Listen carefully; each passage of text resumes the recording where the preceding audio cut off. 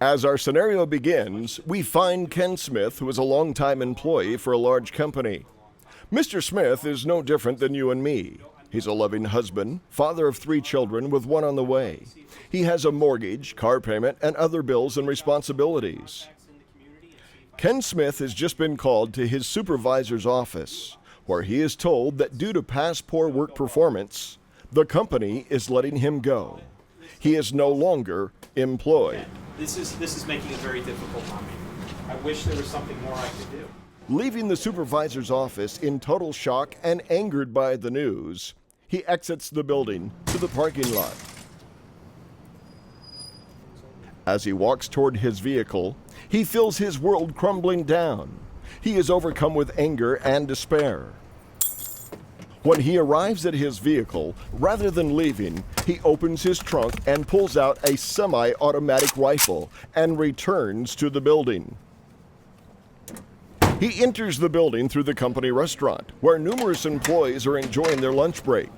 Once inside, he raises the rifle to his shoulder and begins to fire randomly into the crowd, hitting several people. Mr. Smith has just become an active shooter or hostile. Fire and medical, what is the location of the emergency? Hello? There's a shooter. As the crowd scatters in panic with nowhere to run, others are lying dead or wounded. Some employees have the presence of mind to call 911. Okay, we have fire and law enforcement on the way now. As emergency 911 calls begin to come into the dispatch center, units from the police and fire departments are given the call to respond. Stab or gunshot wound. Level. Due to the information given by callers, this is now a MACTAC response. Without knowing the severity or the size of the incident, as well as the number of casualties, units from every local agency are dispatched. The shooter, or hostile, continues his rampage.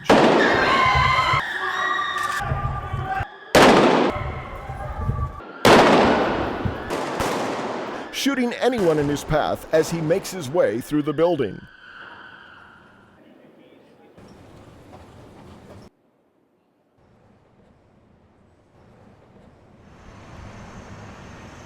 Outside, units arrive and immediately set up a unified command center.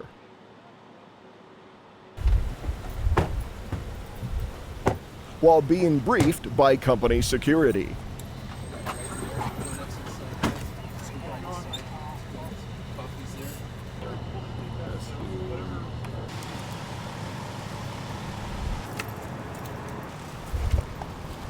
A MACTAC strike team is quickly put into action, as well as force protection and transfer teams.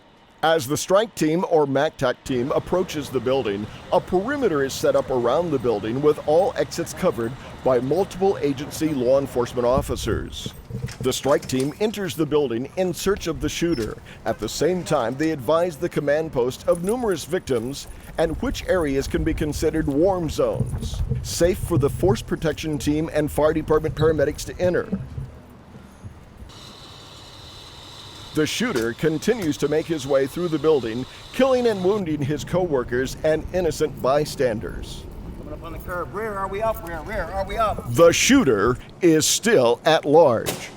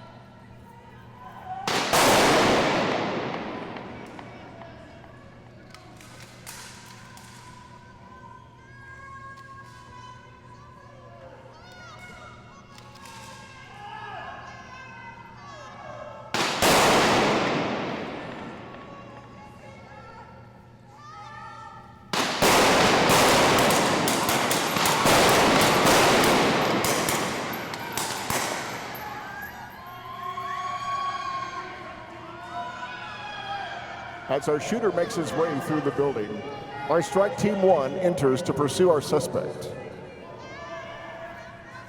As they pass through, they radio back to the command post the number of casualties that they have received in the hot zone as they pass through and push the suspect out to another part of the area or the building. This is now a warm zone with our victims.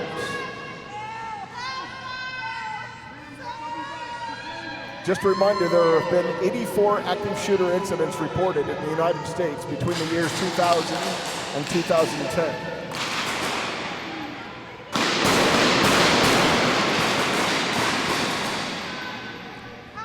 As you can tell, the strike team continues to pursue our active shooter or hostile.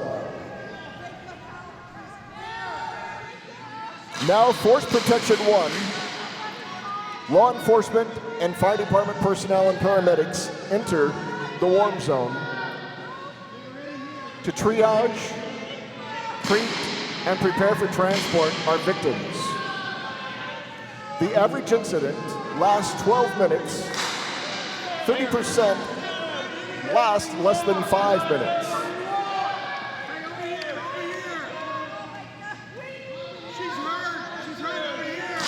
As the force protection teams spread out to protect our paramedics as they treat our victims. Each victim will be checked out, sorted. They will receive a tag. That lets our paramedics know which ones are walking wounded, which ones are critical, and which victims are deceased.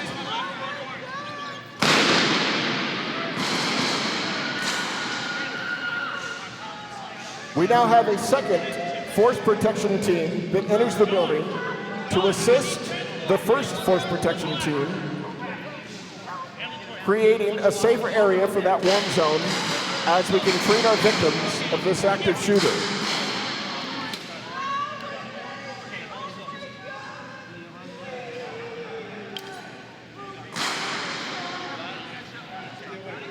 What they encounter during the treatment of these victims is compressible hemorrhages, tension pneumothorax or a sucking chest wound, and compromised airways. Time is of the essence.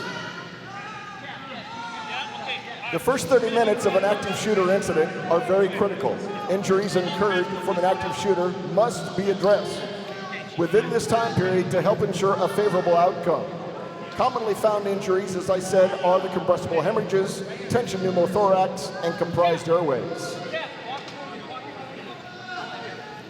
The transfer teams have now entered the warm zone. These are the teams that will pick up the severely wounded, take them to a further triage area, and get them ready to transport to local hospitals and facilities.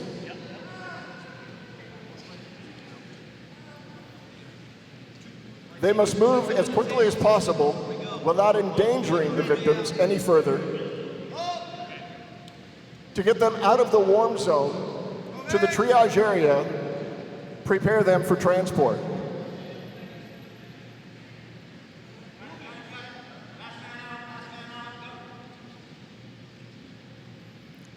As you can see, even though this has been classified a warm zone by the MACTAC team, it is still considered a very dangerous area until all have been cleared from the area itself.